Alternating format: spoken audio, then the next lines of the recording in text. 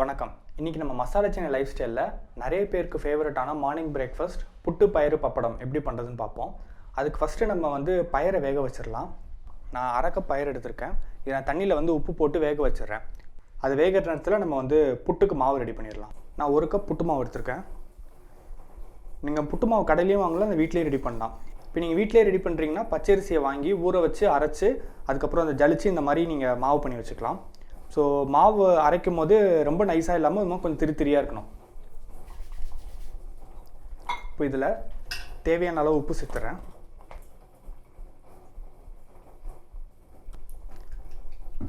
தண்ணி சேர்க்கும் போது கொஞ்சம் கொஞ்சமாக சேர்த்துக்கோங்க.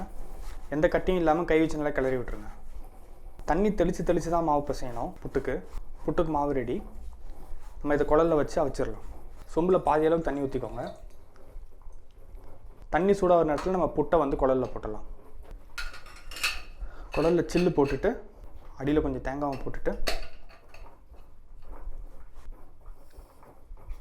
நடுவில் திரும்பி தேங்காய் சேர்த்துக்கிறேன். புட்டுக்கு மாவு போடும்போது மாவு அழுத்தி போடக்கூடாது. மேலேயும் தேங்காய் சேர்த்துக்கலாம். தண்ணி சூடாகிடுச்சு. புட்டு குழல் வச்சிடலாம். புட்டுக்குழல் வச்சுட்டு மேலே அவர் தேங்காய் மூடி வச்சு மூடிடுறேன். இப்போ நிறைய வகையான புட்டுக்குழல் இருக்குது. ஸோ இது ரொம்ப பழைய புட்டுக்குழல். இப்படி தான் பண்ணுவாங்க முன்னாடி. இப்போ ஃபுல்லாக செட்டாகவே வருது. அந்த தேங்காய் மூடி மேலே ஓட்டை இருக்கும்.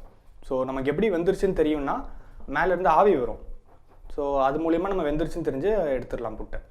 இது ஒரு 5லேருந்து 10 நிமிஷம் ஆகும். புட்டு வெந்துருச்சு. நல்லா மேலே ஆவி வருது. நம்ம எடுத்துடலாம். குழல்லேருந்து புட்டு எடுக்கும்போது மெதுவாக தள்ளுங்க, இல்லைனா உடஞ்சி வந்துடும். புட்டு பயிறு பப்படம் ரெடி. இது கூட நீங்கள் பழம் வச்சும் சாப்பிடலாம். பிளாக் டீ காம்பினேஷன் இன்னும் சூப்பராக இருக்கும்.